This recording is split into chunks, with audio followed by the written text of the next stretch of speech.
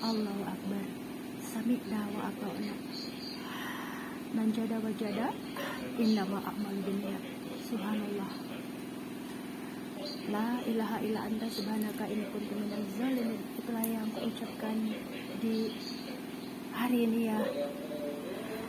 Sini aku menyapa beliau yang bertanggung jawab terhadap orang-orang yang berkiprah di bidang gempa kemanusiaan Palestinian Lover ya, Pak Presiden Emir Qatar.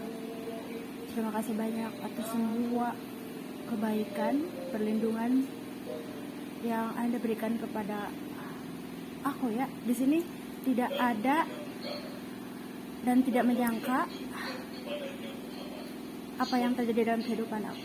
Sepulang umur 2018, Allah menugaskan aku untuk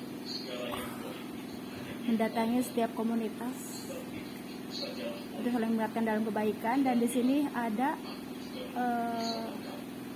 perintah Allah yang mengingatkan kita semua terhadap jiwa kemanusiaan, terhadap orang-orang yang tertindas.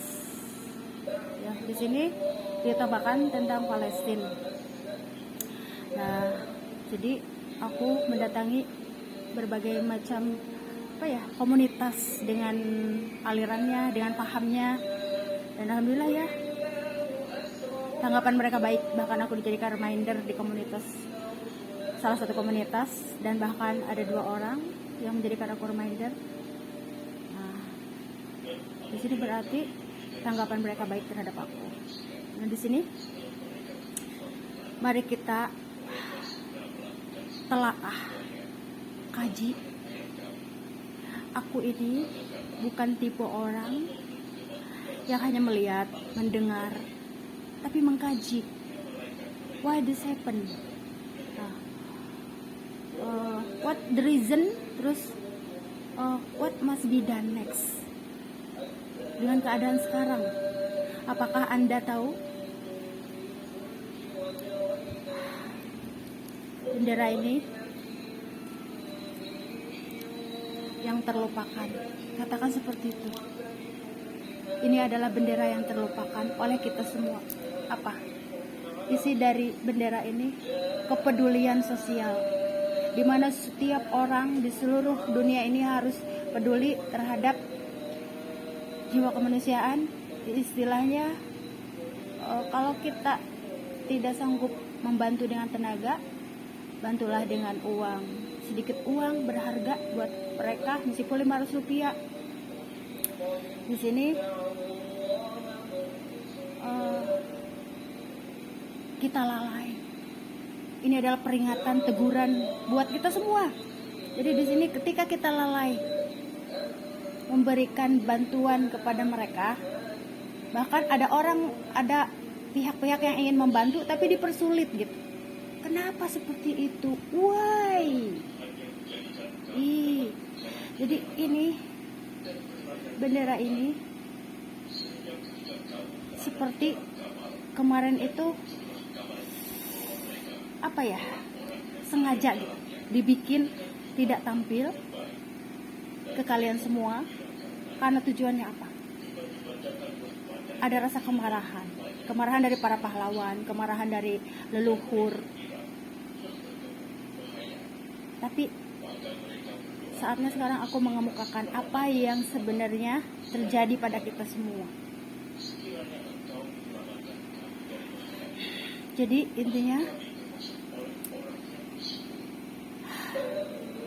kita melupakan orang-orang yang tertindas, di mana kalian hanya memikirkan keturunan kalian semua, dan kita lalai lupa sama mereka, keturunan-keturunan yang tertindas di sana. Aku tidak membahas negara yang menindas, yang menjajah, tidak ya, tapi kepedulian kita setidaknya jangan ada hambatan kepada orang-orang atau dihalangi gitu pada orang-orang yang mau berdonasi ke sana. Ini yang mau berdonasi malah dituduh mau menuduh yang aneh-aneh, mau menuduh yang macam-macam. Tapi qadarullah ya, selama ini sampai sekarang ini Allah selalu menjagaku. Kalau tujuannya baik, tidak ada satu orang pun yang bisa menghalangi tujuan baik dari seseorang. Di sini ini tugasku ya. Si Abah itu tidak tahu apapun tentang hal ini, karena ini tugas berat yang Allah berikan padaku sepulang umrah 2018. Jadi semuanya orang Indonesia ya, aku itu ditugaskan sama Allah untuk menggemakan Palestina di sini di bawah naungan Qatar. Kalau aku bicara presiden selalu mengajak aku pindah. Di sana biaya hidup ditanggung ya. Kalau aku kerja di sana, terus biaya kuliah juga ditanggung. Enak dong ya. Berarti gratis di sana. Nah, di sini aku akan mengatakan apa kata Rasulullah tentang pilihan buat aku. Hanya ada 2 pilihan. Kamu tinggal di tempat ini sampai kamu mati, atau kamu pindah di mana pemimpin itu memimpin di masa itu. Inilah yang dikatakan Nabi Muhammad. Dan itu benar-benar mengenai diri aku sendiri gitu ya. Jadi di sini akhir zaman ini hanya ada 2 pilihan bagi aku. Dan di sini tidak ada seorang pun yang bisa mengatur kehidupan seseorang. Termasuk Anda. Coba, apakah Anda hidup di dunia ini karena diri Anda sendiri atau karena Allah? Anda menjabat jabatan, Anda mendapatkan rezeki, Anda hidup di tanah Indonesia ini, apakah itu kemauan Anda atau kemauan kehendak Allah? Jadi tidak ada seorang pun yang bisa, dan tidak boleh ada ayat Al-Quran yang ketika ada seseorang mengusir seseorang dari tanah kelahirannya, itu ada ayatnya.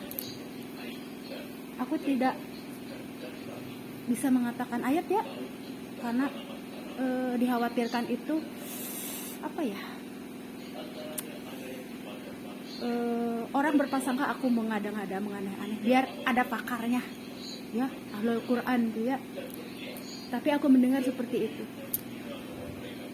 karena aku setiap hari mendengarkan moral. Jadi di sini seharusnya aku akan mengatakan kepada kalian semua, seharusnya bendera ini dikibarkan. Simsalabim ada kadabra, benderanya ada lagi. Seharusnya bendera ini dikibarkan untuk memerdekakan Palestina. Tetapi di akhir cerita, bendera ini hanya akan dikibarkan untuk gema kelaparan, bencana lain yang terjadi, kekeringan, otomatis kelaparan. Terus apa lagi? Akibat gempa, banjir bandang, kekeringan ini luar biasa, resesi moneter. Yang ada sekarang ini bukan gema kemanusiaan lagi, tapi how must be done. Jadi apa yang harus kita lakukan? Tindakan dari gema kemanusiaan. Siapa yang berperan penting dalam hal ini? Hanya orang-orang yang berhati bersih. Kalau orang iri, hasad, dengki, malah berebut. Aku menang, aku pemenangnya, aku hero, aku pahlawan. Kondisi udah kayak begini, coba kalau aku jadi pengurus, birin lagi sih. Jadi intinya seperti itu. Jadi ini tidak bisa dikibarkan hanya untuk membela Palestina, tapi efek dari kita kurang peduli terhadap mereka. Setidaknya kita itu kompak gitu. Kalau ada yang mau berdonasi ke Palestina, jangan dihalangin, silakan bebas gitu. Ini seperti kayak ada yang mau menyumbang, kamu malah itu ya, misalkan kamu nganeh-nganehin ya, seperti itu. Allah itu murka sama kita. Sedangkan umat yang mengaku Nabi Muhammad ini harus peduli, karena ini bendera, bukan masalah bendera ya, karena Palestina amanah dari Nabi Muhammad. Nabi Muhammad itu penyayang anak-anak kecil yang tertindas, korban-korban perang, kasihan gitu ya. Intinya sampai nangis. Siapa sih yang mau didatengin roh Nabi Muhammad? Tidak ada. Aku pun tidak mau, kalau kalian pengen tahu. Jadi waktu umur 2018 di Madinah, aku ingin meninggal di Madinah. Jujur aja ya. Si Abah kaget kali ya ngomong seperti itu. Karena kalau meninggal di sana kalian mulia banget ya. Tapi di sini terisak tangis ketika aku lagi sholat berdiri, terisak tangis. perjuangan belum selesai. Aku masih harus hidup, masih harus pulang ke Indonesia. Di sini ada amanah keluarga juga. Amanah yang berat ini di luar pengetahuan si Abah sebenarnya. Aku hanya seorang wanita biasa, rakyat biasa, ibu rumah tangga biasa. Coba aku dituntun harus bikin kayak begini. Ini yang membuatnya udah meninggal lagi, dia udah jihad. Dia udah meninggal duluan. Terima kasih ya almarhum. Sehingga waktu beliau meninggal nih, beliau yang membantu aku sampai aku bisa sewa ruko 3 tempat. Sampai aku masukkan ke masjid. Hanya satu penjahit. Luar biasa keikhlasan ya. Beliau itu selalu ikhlas, mau bayarnya berapapun ikhlas. Sehingga begitu pas beliau meninggal itu seperti ngomong seperti ini, ikhlaskan ya Mi, ikhlaskan aku. Sampai jahitan yang terakhir itu gamis Haramain akhirnya aku kasihkan, kan tadinya buat pakaian manekin buat kenangan, tapi dia tidak teringat ke penjahit yang ikhlas gitu ya, akhirnya aku kasihin. Semua ini bukan kehendakku, tapi Allah yang menakdirkan aku seperti ini. Sehingga aku pernah berkata ya kepada beliau, Pak Presiden Emir, kalau aku meninggal, Anda akan bertemu dengan aku kalau jenazahku dibawa ke sana, kata aku begitu. Tapi sekarang periode kita ada dalam penghakiman alam. Gempa masih terjadi tidak? Banjir bandang masih tidak terjadi? Masih terjadi tidak? Kalau masih terjadi berarti alam masih murka. Sekarang paling cuaca ekstrim sama kekeringan. Jadi kita merasakan apa yang mereka rasakan nantinya, kelaparan. Nantinya hidup sulit sama seperti di Palestina. Dan aku pun ke bawah sulit. Itulah fungsinya saling makan dalam kebaikan. Makanya begini, kalau ada yang tidak berhijab, Umi, yuk kita bareng-bareng berhijab yuk. Akhirnya keluar rumah berhijab. Itu paling luar biasa bagi aku. Ada yang bernikab juga, alhamdulillah ya di sini. Ada yang bernikab keluar rumah bernikab. Oke ya, kalau di dalam rumah masih seksi nggak apa-apa. Keluar rumah bernikab. Ada, alhamdulillah ya di lingkungan aku 1-2 orang, momi bahkan anaknya pada memakai cadar. Tapi aku tidak memaksakan juga kepada anakku karena itu hidayah. Tidak boleh kita memaksakan kehendak kepada anak sendiri, misalnya kamu bercadar ya. Tapi kewajiban memakai hijab itu wajib. Cuma kalau cadar nunggu ini ya, nunggu aku kalau kita mah dikuatkan dulu untuk berhijrah pakai cadar gitu. Tapi sebaik-baik muslimah mukmin wanita bercadar gitu, bernikab. Tapi tidak keharusan kalau di Indonesia mah ya, karena dikhawatirkan ada pelanggaran HAM dan aku tidak pernah. Coba lihat aja, anakku tidak ada yang memakai cadar karena itu menyangkut hidayah ya. Kalau kalau kalian mau, mungkin mereka pada belum siap ya, dan aku tidak bisa memaksakan kehendak. Tapi kewajiban aku yang menyarankan hijab itu diwajibkan bagi seorang mukmin muslimah, diwajibkan hijab perempuan, ditegaskan itu wajib. Tapi kalau cadar itu mau dilaksanakan oke, tidak dilaksanakan juga tidak apa-apa. Itu ya. Jadi ini miracle yang tadinya seperti ada kemarahan dari para pahlawan leluhur, tidak boleh dikeluarkan, tidak boleh kelihatan, maksudnya kelihatan orang gitu. Sudah simpan, marah tuh. Tapi kewajiban aku untuk menyampaikan hal ini seharusnya dikibarkan untuk Palestina gitu ya, merdeka gitu. Tapi kenyataannya malah dikibarkan untuk gema kemanusiaan karena kita resesi, kemarau, terus kelaparan nantinya kelaparan global. Kalau aku mah nggak apa-apa ya, kalau di Indonesia kemarau terus kelaparan, aku dibawa hijrah deh ke Qatar. Bener gak Pak Presiden Emir? Iya, nanti kerja di Qatar deh, gratis semua fasilitas termasuk biaya pendidikan gratis. Sudah jaminan itu dari Pak Presiden Emir, gratis di sana mau kuliah. Bahkan kemarin nawarin beasiswa. Kata aku, gimana anaknya? orang maunya betah di sini ya, di tanah air, intinya seperti itu. Tapi kalau keadaan yang membuat misalkan kami tidak nyaman, apa boleh buat? Ya si Abah kaget dong ngomong seperti ini aku, karena ini realita ya. Jadi ini berhubungan dengan tugas aku yang Allah berikan pada aku, mau tidak mau, suka tidak suka. Jadi kita ini terkena dampak dari perilaku kita sendiri, kurangnya kepedulian sosial. Terus ada orang-orang yang baik itu mau berbuat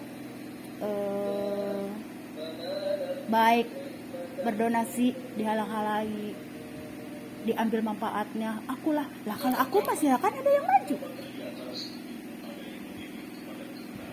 Bagi aku mah tidak rugi apapun ya, yang penting aku mah berusaha berusaha untuk mengamalkan ilmuku, dari ilmu keperawatan bisa konseling tuh, dari sedikit melihat orang bertani, aku pun bisa ikut-ikutan belajar bertani. Tapi aku bukan petani, cuman aku dikasih sama Allah tuh kun payakun, apa yang kamu tanam tumbuh gitu. Dan akhir zaman ini aku tidak menanam apapun. Allah seperti berhenti kamu menanam, karena sekarang periodenya Allah sedang menghisab kita, hisab dunia yang akan mengarah ke hisab akhirat. Si Abah kaget kali ya kalau mendengar aku diajak pindah ke Qatar, terus aku akhirnya pindah ke Qatar. Kok mama seperti itu sih? Karena ini menyangkut tugas ya. Sebenarnya si Abah udah tahu dan mendukung kalau aku muter-muter di YouTube, kalau aku memakai atribut Palestina. Dia tidak pernah ngomen, berterima kasih sama Abah ya. Kalau di mobil tuh aku memakai iketan Palestina, dia tidak ngomel, bersyukur, terima kasih ya si Abah ya. Si Abah benar-benar berarti di sini ada ada kebaikannya, tidak mau ambil pusing dengan kegiatanku. Yang penting aku tahu kewajiban sebagai seorang ibu itu ya. Jadi jangan salah, jangan pernah mempersulit orang, nanti akan sulit sendiri Anda. Itu tabur tuai itu di situ. Tabur tuai adalah ilmu alam, catatan kehidupan. Hukum karma itu nyata adanya, udah kealamin aku sendiri. Kalau dari Islam itu belajarnya amaluna amalukum, tapi catatan kehidupan, lauhil mahfudz itu catatan kehidupan.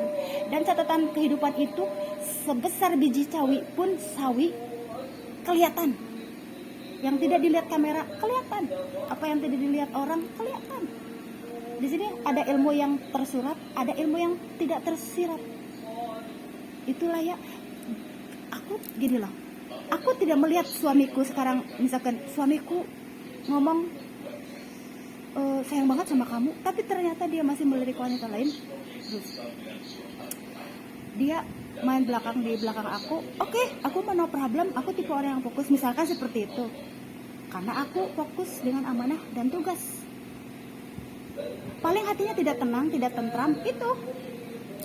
Kalau aku bukan tipe orang yang kamu selingkuh sama si A, si B, si C.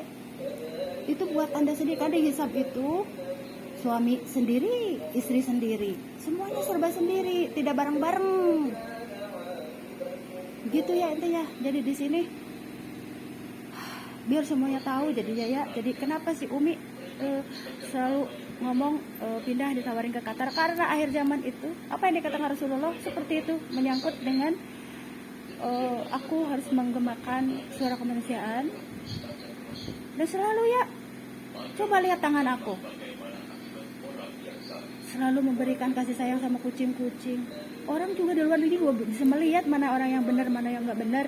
Betul gak teman-teman? Siapa awak aning tuh mau CS semuanya ya. Jadi jangan sembarangan bicara akhir zaman ini, karena yang menonton lebih pintar, termasuk ibu-ibu rumah tangga. Kemarin ngomong juga, kita tuh sebenarnya diam-diam pinter nih, gitu. Jadi sebenarnya hati-hati kalau kita berbicara, karena yang diem, yang memperhatikan lebih pintar daripada yang melakukan gitu ya. Jadi ini yang ingin disampaikan dari aku untuk saat ini, dari kemarin sebenarnya. Jadi Palestina ini tidak akan berkibar hanya untuk Palestina, tapi dengarkan ya warga Palestina, tapi untuk kesusahan bersama. Kalian susah, kita pun susah. Ya, kalian susah kan makan, kita pun susah. Kekeringan tuh di mana-mana. Terus apa? Dia udah El Nino, udah apa? Di Palestina nggak ada El Nino, mereka ada rudal. Sama kita kesusahan. Tuh, sok siapa yang mau marah sama aku? Aku berbicara terus terang apa adanya. Orangnya tidak bisa memendam kalau ada sesuatu yang harus diomongkan gitu. Karena apa? Untuk menyadarkan dan untuk memberitahu sesuatu. Meskipun ngoceh seperti ini belum tentu tidak ada pengaruhnya, tapi setidaknya aku sudah menyampaikan apa yang harus aku sampaikan.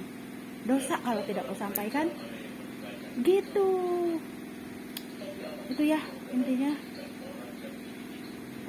Jadi bagaimana menurut Allah aja ya. Nanti Bapak Presiden Emir di sini, aku dan anak-anak pun lagi fokus, dan alhamdulillah tidak ada hambatan apapun ya. Jadi enjoy aja lah ya. Intinya Anda akan memantau aku dari jauh sampai Allah menentukan apa yang terbaik, the best way for my life. Inggrisnya keluar Pak. Itu ya, intinya seperti itu. Aku lagi mau menghadiri acara keluarga dan Pak Emir mau memberangkatkan haji besar. Iya katanya. Ntar kamu kalau haji besar jangan ke situ lagi. Udah ya, intinya seperti itu. Nanti kita lihat apa yang Allah tunjukkan padaku untuk selanjutnya. Hanya 2 pilihan itu. Tetap stay di sini sampai aku meninggal, atau hijrah ke Qatar ikut Pak Emir. Jadi itu orang Indonesia. Jadi kalau aku meninggal, Pak Emir itu sudah ngobrol sama aku kalau kita nggak. Jadi jenazah aku akan dibawa ke Qatar. Ntar orang aku nangis dah. Gitu intinya. Seperti ini percakapan aku dengan Pak Emir, dan tidak terlalu kita itu intinya fokus dengan kemanusiaan ya. Intinya luar biasa ya, beliau itu mengayomi para pejuang Palestina. Tapi sekarang permasalahannya bukan pejuang Palestina lagi, tapi kemanusiaan untuk seluruh negara. Jadi Pak Emir yang harus menghandle juga nih, nanti ke depan ada kelaparan semuanya dibagi kan di Qatar mah kaya ya, kita mah kan nunggu diberi. Bener, aku juga minta diberi dong. Itu seperti itu kita orang Indonesia minta diberi. Udah ya, itu aja yang ingin disampaikan. Habis itu Demir, aku udah puyeng nih, jadinya sambil ada inilah intermezzo sedikit ya, jangan terlalu serius, puyeng. Udah, assalamualaikum semuanya. Nanti kita tunggu tanggal mainnya ya.